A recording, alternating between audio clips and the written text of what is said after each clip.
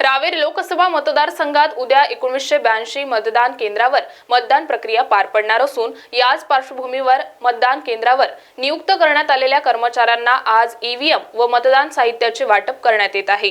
रावेर लोकसभा मतदारसंघात एकूण 18,11,951 मतदार असून यात 9,70,054 पुरुष तर 8,74,843 महिला तसेच 54 तृतीयपंथी उद्या आपला मतदानाचा हक्क बजावणार आहेत। रावेर लोकसभा मतदारसंघात 1982 मतदान केंद्रावर उद्या मतदान प्रक्रिया पार पडत आहे। मतदान केंद्रावर नियुक्त करण्यात आलेल्या कर्मचाऱ्यांना ईव्हीएम व साहित्याचे वाटप करण्यात येत असून मतदान केंद्रावर पोलीस बंदोबस्त देखील तैनात करण्यात आला आहे। उद्या 13 तारीख मे 2024 सकाळी 7 वाजेपासून संध्याकाळी 6 वाजेपर्यंत मतदानाचे दिवस आहे। आपले मतदान केंद्र अगदी घरचे जवळ आहे। मतदार यादीमध्ये नाव कुठे आहे ते आपण शोधायला electoralsearch.eci.in वर जाऊन आपण मतदार यादीमध्ये नाव शोधू शकतात।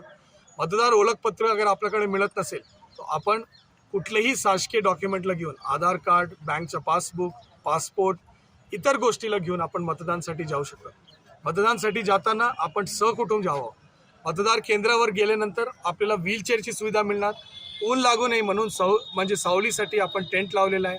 त्या ठिकाणी कूलरची सुविधा आहे। लहान मुलांसाठी आपण बालवाडीची सुविधा करून दिलेली आहे। आरोग्य केंद्राची सुविधा करून देतोय।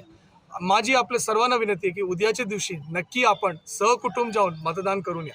यदि आपल्या घरचे काही लोक गाव सोडून बाहेर गेलेले असेल तर आपण नक्की त्यांना परत बोलून घ्या आणि मतदान करा। 11 तास मतदानाची वेळ आहे। त्याच्यामध्ये आपल्याला फक्त 15 ते 20 मिनिट लागणार आहे। मतदान करायला उद्या नक्की जावा। 13 मे 2024 सकाळी 7 ते 6।